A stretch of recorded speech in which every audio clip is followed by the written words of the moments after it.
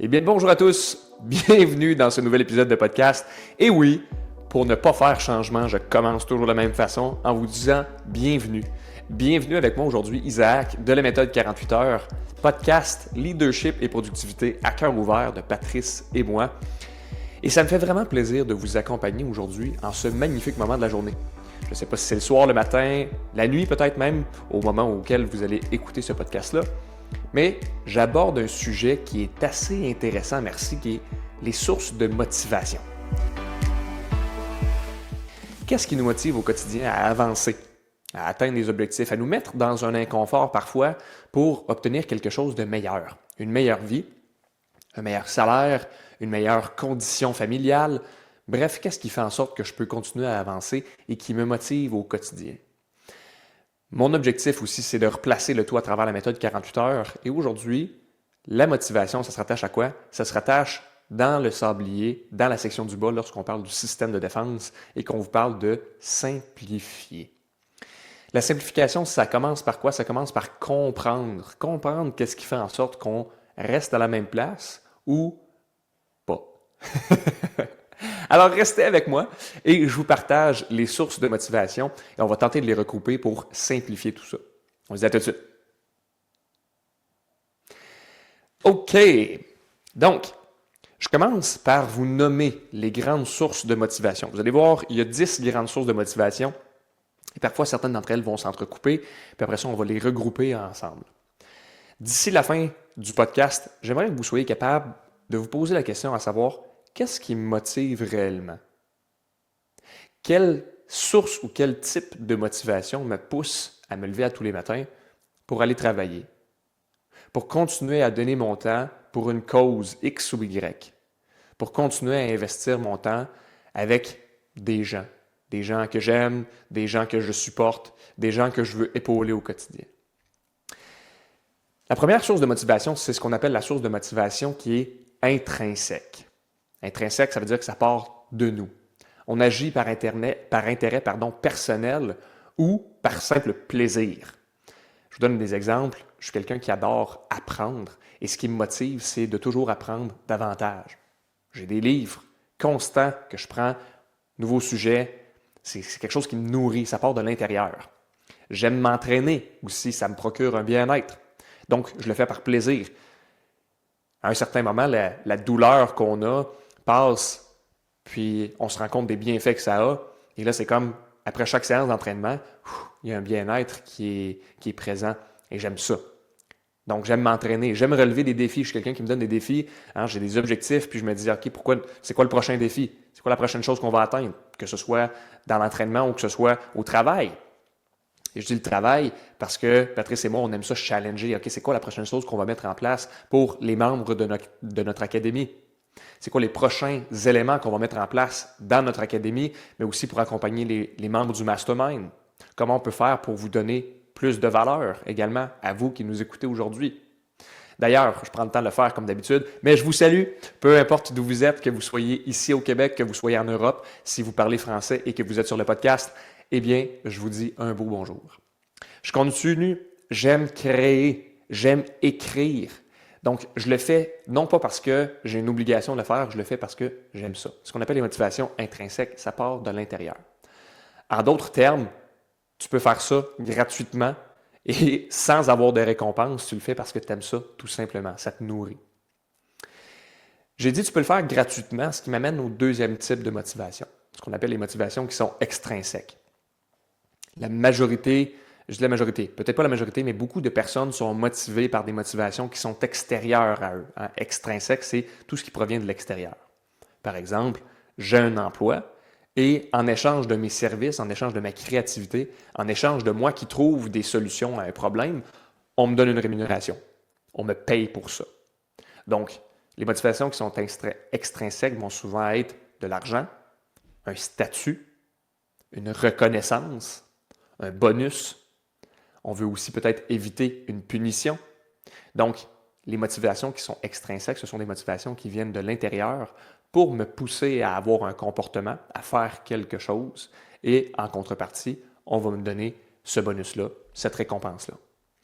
Donc, on agit pour obtenir quelque chose en échange ou éviter quelque chose. Le troisième type de motivation, c'est ce qu'on appelle des motivations identitaires. On agit parce que ça correspond à qui on veut être. Je vous donne un exemple.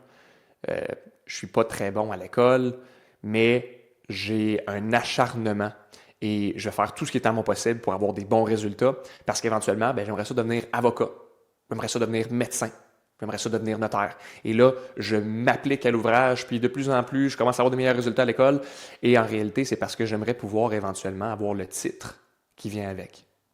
Donc, je peux dire que je suis médecin maintenant. Et là, je donne des exemples en lien avec les emplois, mais ça pourrait être en lien avec un groupe d'individus. Par exemple, je suis un papa de famille, je suis une maman. Je fais partie maintenant d'un groupe d'individus. C'est très large, mais il y a des personnes qui vont être motivées par cette identification-là. Identification où on peut dire, moi je fais du CrossFit, moi je m'entraîne, moi je suis un artiste, une artiste.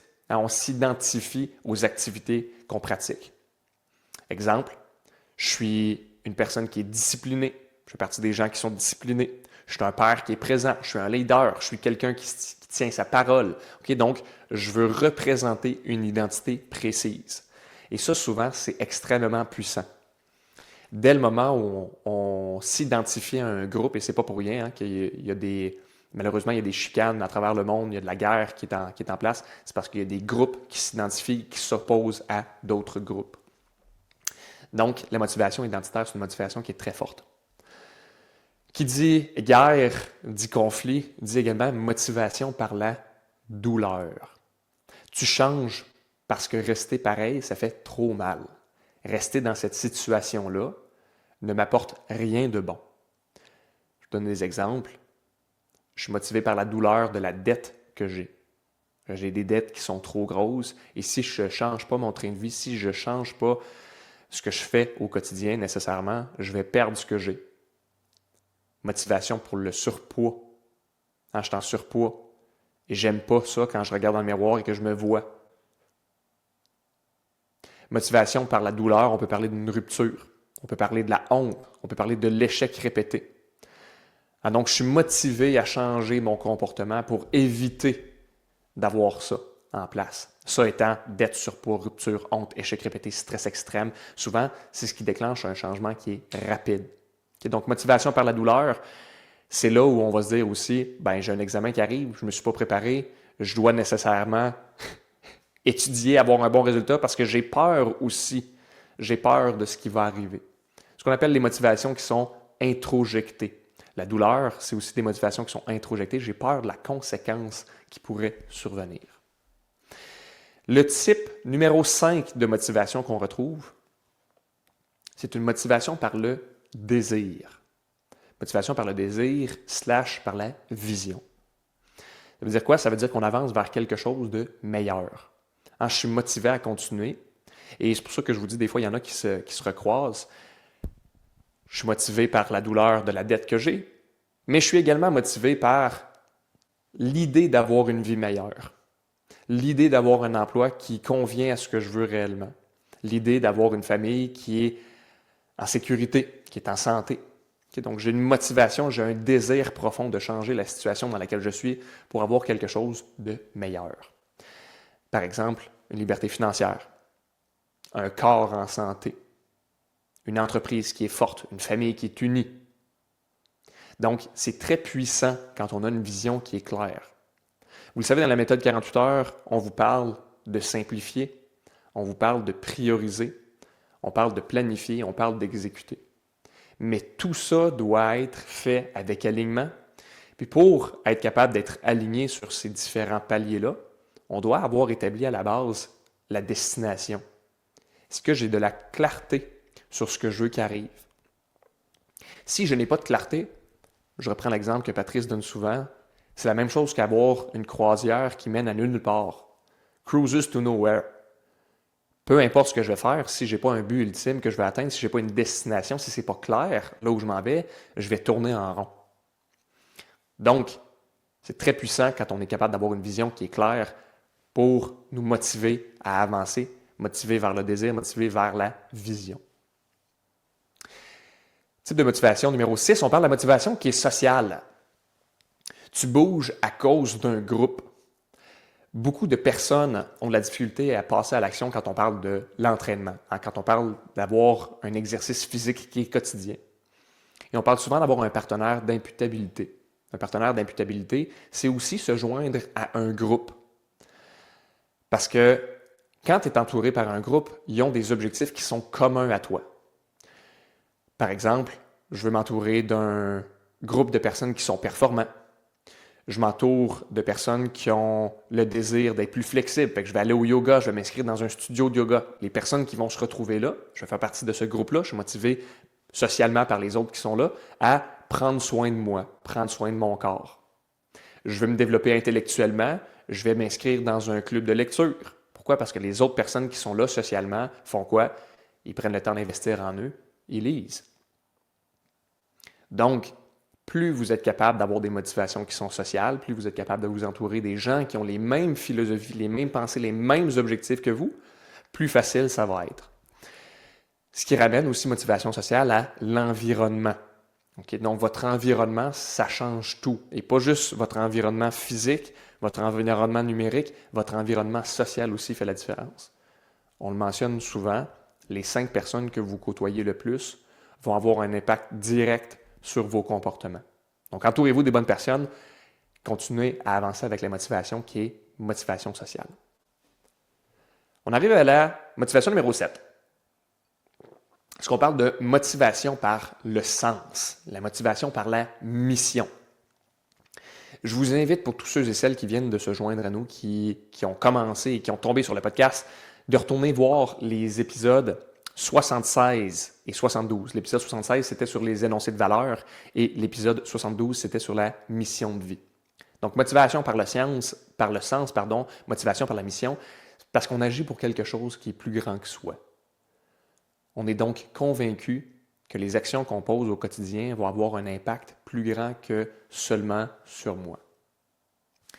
Il y a un livre qui est Seven Habits of Highly Effective People, Stephen Covey, et dans ça, il parle des victoires privées versus les victoires publiques. Quand on a des victoires privées, c'est des motivations qui sont intrinsèques, ça part de moi, j'ai eu du plaisir à faire ça. Et quand on parle des victoires qui sont publiques, c'est quand ce que je fais a un impact sur le reste de ma communauté, a un impact sur plus grand que soi. Je donne un exemple.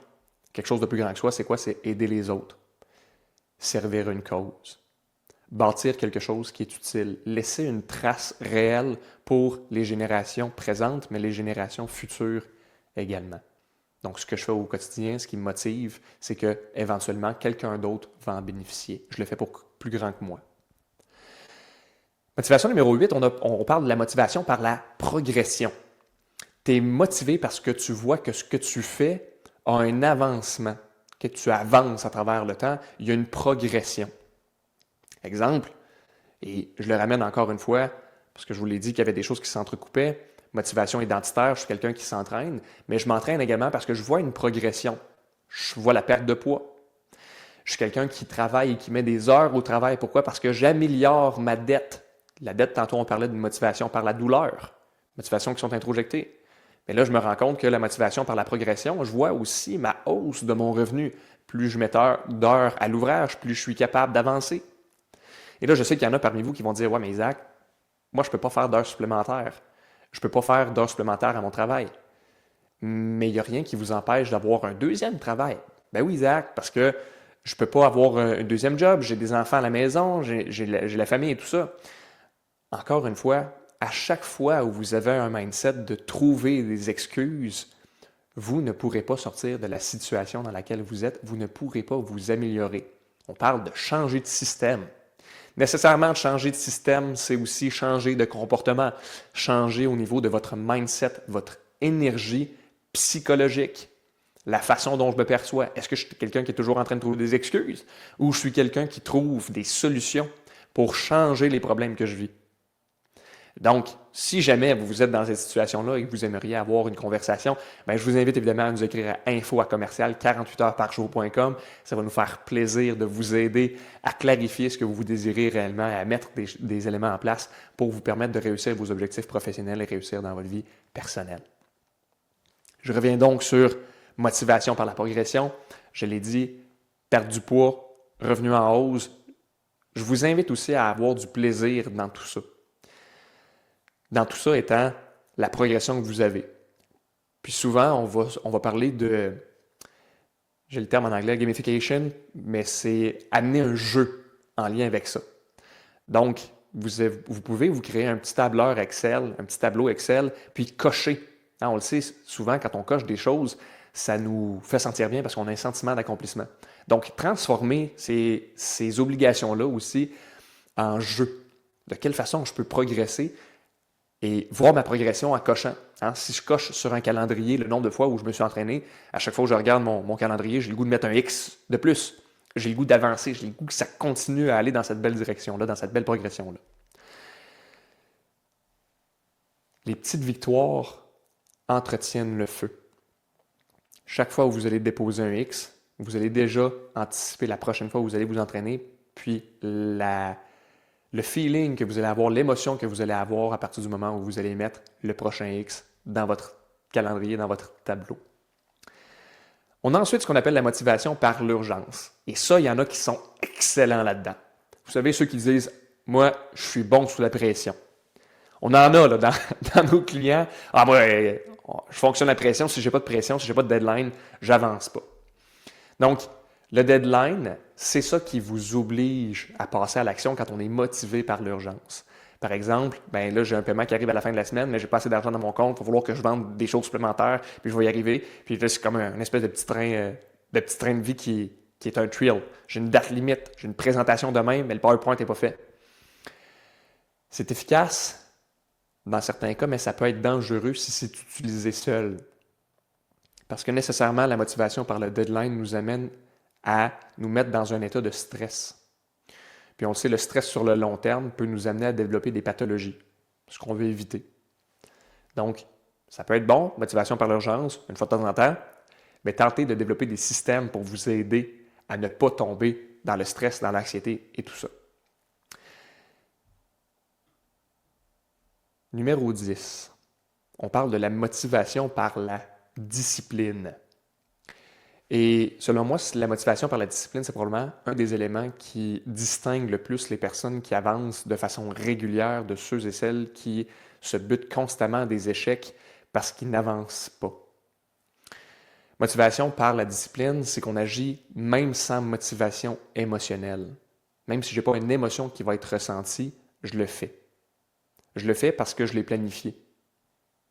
Je le fais parce que c'est un non négociable, parce que j'ai des standards de qualité que je veux atteindre et je respecte mes standards. Comme je le dis, c'est selon moi ce qui sépare vraiment les amateurs des personnes qui sont constamment en train d'évoluer. Les gens qui performent le plus vont combiner évidemment plusieurs motivations ensemble. Ils vont combiner la vision, j'ai une vision, je suis motivé par ce que je désire atteindre. Je vais également être motivé par mon identité. Je vais être motivé par la discipline que j'ai mis en place. Je vais voir également la progression que j'ai sur le quotidien. Puis, je vais être motivé par mon environnement. Autant mon environnement numérique que mon environnement physique que mon environnement social.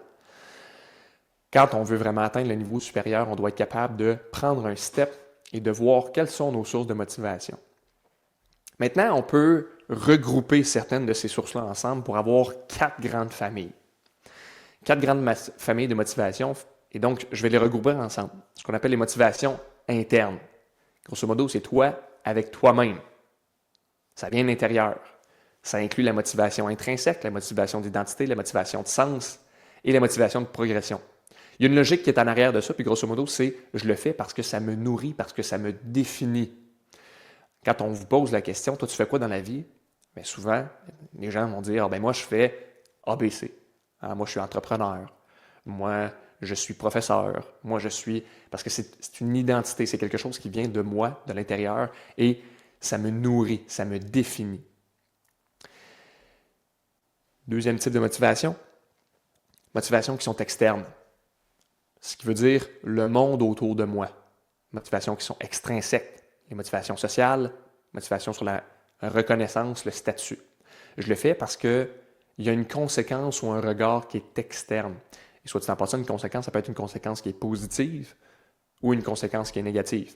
Une conséquence positive, ça pourrait être « je fais une tâche A, on me donne une rémunération X », c'est une conséquence de l'action que j'ai posée. La conséquence, elle est positive, je reçois de l'argent. Donc, c'est souvent utile quand on veut démarrer un projet. Quand on veut démarrer quelque chose, les autres vont me voir comme étant quelqu'un qui est capable de starter une business, quelqu'un qui est capable de commencer un projet. Donc, c'est des motivations qui nous permettent de démarrer rapidement. Troisième grande famille, on parle de la motivation de tension. Fuir ou atteindre. On voit souvent que c'est basé sur une progression qui est interne. Donc, ça inclut évidemment la motivation par la douleur. La motivation par la douleur, je veux fuir une situation de dette, situation de poids. Motivation par le désir, je me vois déjà dans un nouvel environnement, dans une nouvelle maison, dans un emplacement qui me fait sentir bien. Donc, je me projette dans le futur, c'est quelque chose que je veux atteindre. Et finalement, ça inclut également les deadlines, motivation par l'urgence. Donc, motivation de tension, on parle douleur, désir, urgence. Je bouge parce que rester pareil, c'est pire, ou parce que ce que je veux atteindre, c'est attirant, c'est attrayant. C'est ça le carburant qui est émotionnel. L'émotion peut être négative, peut être positive, mais mon carburant, c'est directement mon émotion. Le dernier, qui est la famille qui est la plus importante selon moi, c'est ce qu'on appelle la motivation structurelle. Okay? Je les regroupe ensemble. Motivation structurelle, c'est le système. Gang, je vous le dis, ce qui fait la plus grosse différence dans les entrepreneurs qu'on accompagne et qui ont du succès, c'est le système qu'on vient mettre en place. C'est ce qui fait qu'on agit même sans émotion. C'est ce qui fait qu'on agit même quand il n'y a pas de motivation. Et là, je le mets entre guillemets parce que souvent, on ne sera pas capable de déterminer c'est quoi la motivation que j'ai en arrière, mais même quand il n'y a pas de motivation émotionnelle. Et ça inclut la discipline, le système, l'agenda que vous avez mis en place, les habitudes que vous allez développer. La logique qui est en arrière de ça, c'est je le fais tout simplement parce que c'est prévu. Un point, c'est tout. Pas besoin de me casser le bicycle, j'ai pas besoin de savoir si je dois prendre une décision. Non. J'ai dit que j'allais le faire, ça a été planifié, je passe à l'action. Le bénéfice va venir plus tard. Donc, le vrai game changer, c'est que les gens qui ont une, je dirais pas une faiblesse mentale parce que ça serait dénigré. Je dirais que les gens qui ont un peu plus de difficultés vont rechercher une source de motivation. Les gens qui veulent performer, qui construisent, vont chercher un système de motivation. Okay, elle est vraiment là la grosse différence. Donc, évidemment, dans les prochaines semaines, je vais vous inviter à regarder à travers les 4 grandes familles de motivation, c'est-à-dire motivation interne, motivation externe, motivation de tension et motivation structurelle. Qu'est-ce qui vous motive réellement? Dans quel groupe vous pouvez vous rattacher? Et faites-le quand ça devient un peu plus difficile. Il va y avoir un moment cette semaine où vous allez peut-être vous remettre en question. Et dans ces moments-là, c'est là où, quand on est capable de se rattacher à qu'est-ce qui nous motive réellement, qu'on est capable d'apporter des changements dans nos vies, des changements au niveau de nos comportements, des changements au niveau des gens qui nous entourent, des changements au niveau de notre environnement physique, numérique, social, pour nous permettre d'atteindre réellement nos objectifs professionnels, mais également réussir notre vie personnelle et atteindre la destination qu'on a déterminée comme étant le succès pour nous. Vous avez besoin d'un coup de main, vous avez besoin d'aide, vous avez besoin d'apporter de la clarté. Vous pouvez nous écrire à info@commercial48heures-par-jour.com. On a tout ce qu'il faut pour vous accompagner et mettre les éléments en place pour vous aider à progresser. Sur ce, je vous souhaite une magnifique journée. N'hésitez pas à commenter, partager et on se dit à bientôt dans un prochain épisode de podcast. Ciao!